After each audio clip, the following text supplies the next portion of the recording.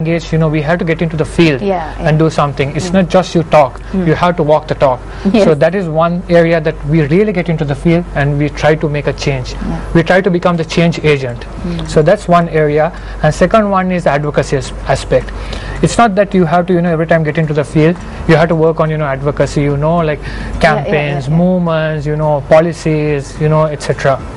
So we work on both areas. Like I usually balance both the areas, action-oriented side as well as the advocacy aspect as well. Okay, Husni?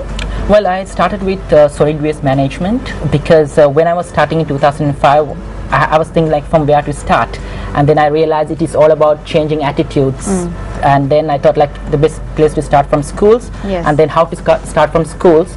I mean, we can talk about climate change at once, so we should have some sort of initiative, so we start with the solid waste management. So I have been involved in a few campaigns and projects which is related to solid waste management mechanisms, and then as Sikand said, like it is important at one level. I mean, 2005 to 10 I have been involved in different local initiatives, but again, thanks to British Council Global Change Makers, we after 2010 to 2011 we also start working on regional level where we start advocacy on different environmental issues, especially with the Rio Plus 20, and also there are some other discussions going on, so we start to mobilize young people to talk about these issues and what we can do as young people to create a greener tomorrow. So it's two areas always. Joanne? Well, basically, like I mentioned earlier, I started with urban wetlands conservation, and my main aim was to give awareness to the people who were mainly in contact with that area. And once I had sort of reached the people in that area, I realized that education and awareness needs to be taken to a much broader level. Yeah, of course. So I work mainly with school students and educating them and making them aware about what they can do. Yeah. A lot of people think that it's something that's left to policymakers, but in the end you hold the vote in the choices that you make. So that's basically what I focus on, and now I've gone on to taking my education and awareness program out of Colombo to areas like Kurunegala and Kegol and Kandy. So it's been a very interesting journey. Interesting and impressive. Okay. So Joanne, let's start with you. You talk about eating local organic food. Isn't that a health issue? How does that relate to an environmental problem? I mean, I'm just because I'm clueless about that. So why don't you tell us how can eating local organic food is a solution for an environmental problem? Well, that's quite a common question that a lot of people have. But if you think about it, a lot of food that gets imported adds on what we call food miles. So it's basically the miles that they gather up in being transported. So the more imported food that you consume, the more food that needs to be brought in. So that becomes an environmental issue in that sense. And also that's where local food becomes beneficial. And if you look at organic food, they don't use harmful chemicals or pesticides or fertilizers or things like that. So which in turn gets added into the water and becomes a huge environmental issue with accumulating in other food chains as well, and eventually affecting us. I mean, like the problem that there is in Sri Lanka right now. Yes, exactly. So, yeah, talking about that, let's get into a small video which will give us some very specific insight. We think about transportation, we think about how we heat our houses, but in fact how we eat has just as big an impact on climate change. The average item of food in America has traveled 1,500 miles from the farm to your plate. It's burned up an incredible amount of fossil fuel just to get there. If you're eating lettuce, say, in New York that's been grown in California, one of those bags of pre-washed mixed lettuce, it takes 56 calories of fossil fuel energy to deliver 1 calorie of food energy to your plate. For the consumer to understand how much energy goes into their food, I think all they have to understand is, if it's local, it's less, and if it is unprocessed. A lot of the energy in our food comes from processing. All the complicated steps needed to make a Twinkie, all use vast amounts of energy. There are a great many other benefits to eating locally besides conserving energy. There is, I think, the very important benefit of keeping farmers in business. Farmers add a lot to a community. They have great wisdom about the natural world. And then there is the view. There's a wonderful bumper sticker in Europe called Eat Your View. And the premise is that if you don't support these agricultural landscapes around you, they will be sprawled. They will be covered with houses and highways and shopping malls. And the way to keep them open is to eat from the farms that constitute that view. And that's true. I mean, that's how you preserve those agricultural landscapes, is eating from those farms. Yeah, Joanne, what do you think about that? Well, that's very, very relevant to Sri Lanka as well, and something that that it touches on that it doesn't quite address in the video is how buying local food actually supports the local farmers as well. Indeed, so it becomes a sustainable development initiative as well. So it's definitely very relevant to Sri Lanka. I mean, why not support our local farmers and go local? Yeah. So moving slightly away from that, how does food wastage affect our environment and makes it an environment issue? I want to ask you that question, but before you answer, I'm going to go into a very small video once again.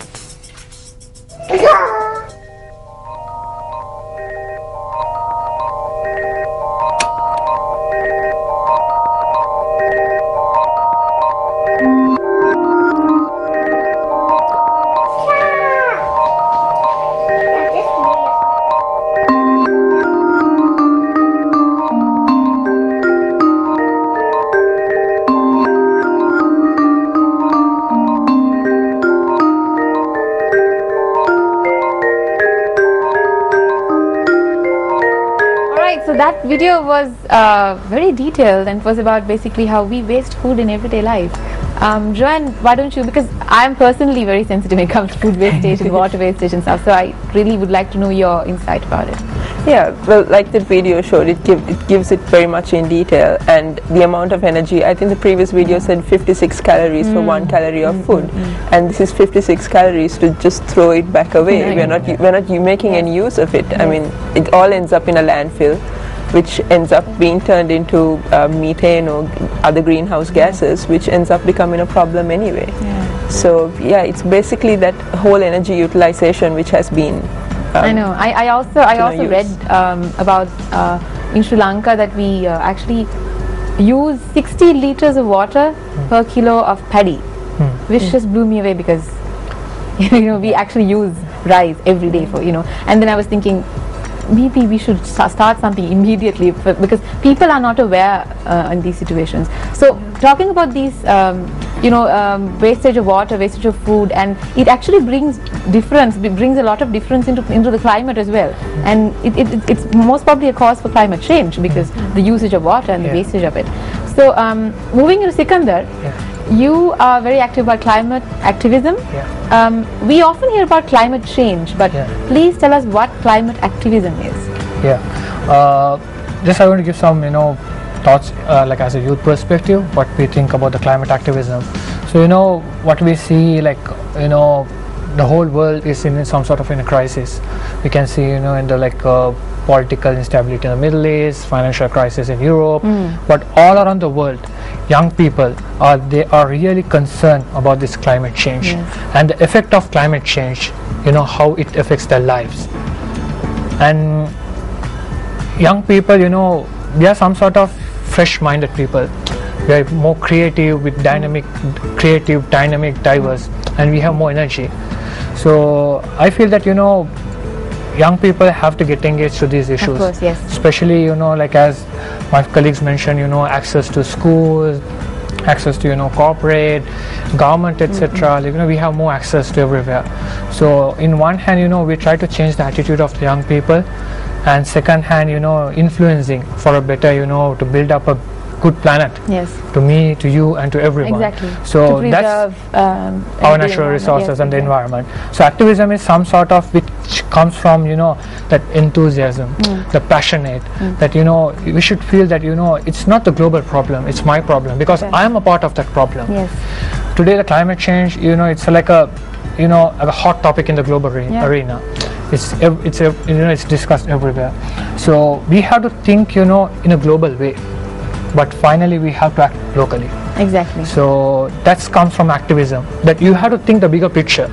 This is what will happen, but how, that's up to you. Yes, of course. How you utilize your skills and capacities. So that's some sort of activism, I feel. Exactly, that's very interesting. Thank you so much, Husni, Joanne, and Sikandar, for joining us today. We got to know a lot of things, and we are very privileged to have you here. The other thing is that I'm very impressed that all of you are very enthusiastically involved in environmental causes, and that being representatives of this generation, you are making a move out there. So I'm very, very impressed, and we are very honored to have you here.